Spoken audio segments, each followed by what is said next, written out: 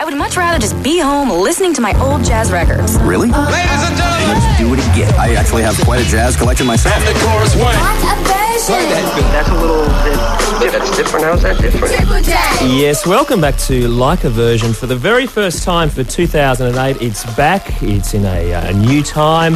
It's got some extra people. And for the first one, the first cab off the rank for Like a Version, well, we just thought we'd head out into the streets, find a busker, somebody just floating around the place who had an acoustic guitar. And, boy, we found some guy called Tom Morello. Welcome into Triple Hello, J. thank you very much. The Night Watchman, also a man you know from a little band called Rage Against the Machine. Yes. How are you doing? I'm doing very well. How are you? It's great to be back in your fine country. Welcome back to Australia in two different guises to where you were here last time. That's correct. And Tom Morello, world-renowned guitar maniac. There's computer games. That's actually how my business card reads. Is it on your passport as well? Yeah, exactly.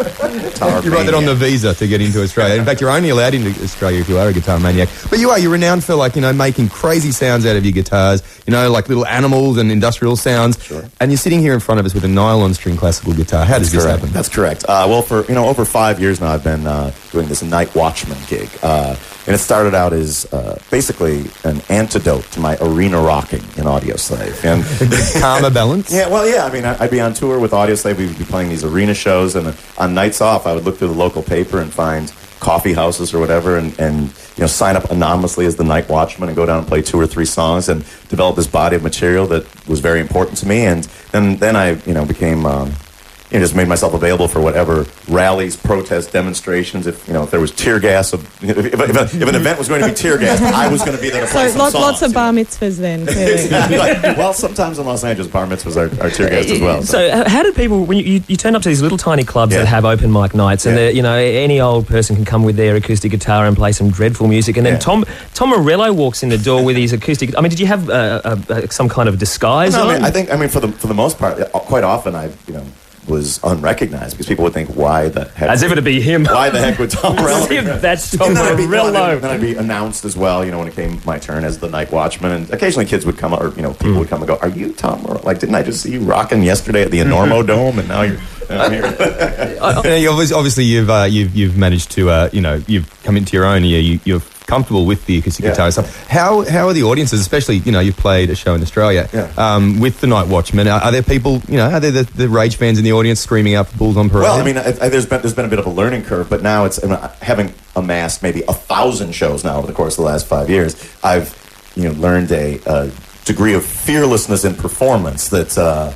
Because I've played everywhere, from 50,000 steel workers in the streets of New York City to immigrant rallies in Los Angeles where there's 500,000 people, none of whom speak English, and you got to play 3 songs and get over. To intimate settings, to college sit-down. So there's really no experience that is different. So these shows have been pretty great. And the idea is what I try to fuse is, it's not up there, it's not dreary kumbaya, sitting down, it's all like wave candles. I like to try to rock the crowd as well, with these acoustic songs.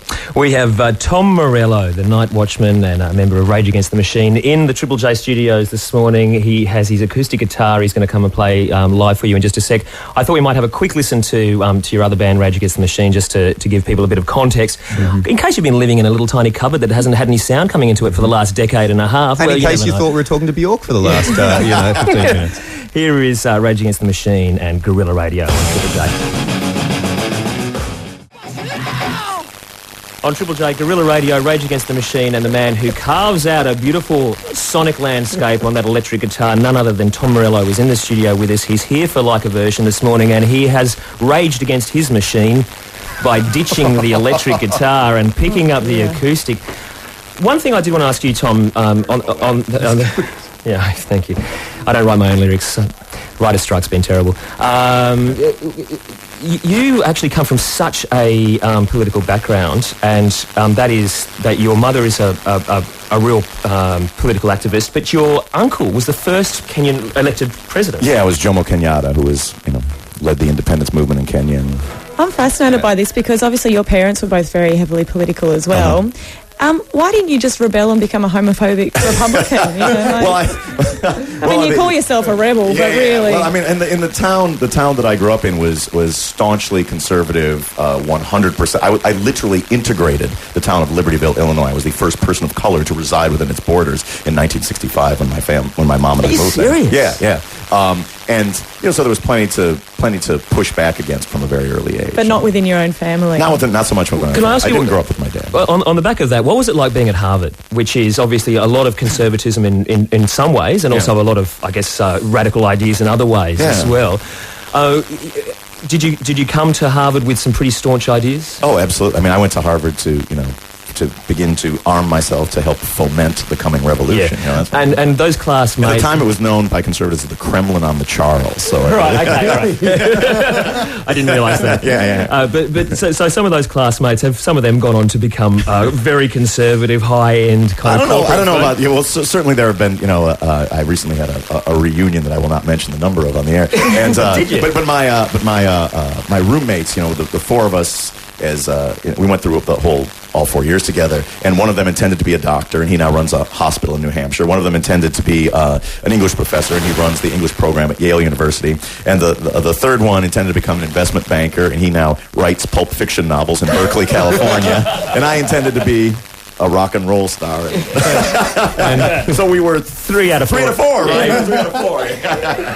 Do you think music and politics is a good mix and is a good way to get a message across? Do you think there's sometimes a distrust of, especially when actors come out and speak, in election campaigns, there seems to the general public sometimes distrust that?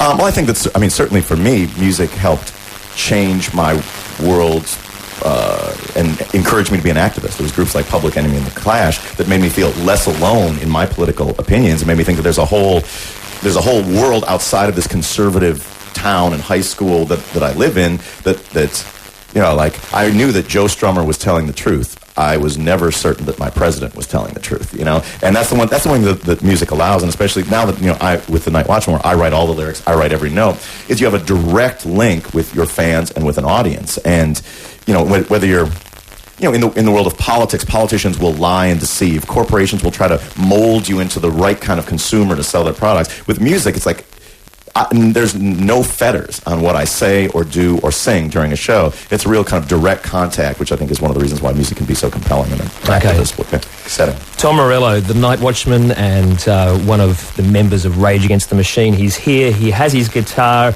He's ready to rock, or at least play Australia. Oh, I'm ready to rock. He's ready to rock. Yeah. Okay. What are you going to play for us? You're going to come back and do a cover for us after the news, but what are you going to play for us now? I'm going to play a song off of the Night Watchman One Man Revolution CD.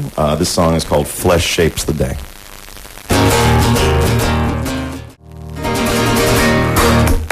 All right. Live in the studio for you this morning, the Night Watchman, a.k.a. Tom Morello from Rage Against the Machine, and from his album One Man Revolution, Flesh Shapes the Day.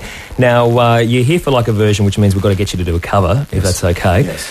I take it you're not going to do a Rage Against the Machine song. No. I have some of those in my Night Watchman repertoire. Do you? All right. Yeah. What are you going to come back and play for us? I'm going to come back and play a reworked version of a song by one of my favorite Australian bands. I've reworked the words to be about my commander-in-chief, George W. Bush. It's a little song called Dirty Deeds Done Dirt Cheap. We'll be looking forward to that. Thank you, Tom. That's different. How's that different? Triple J.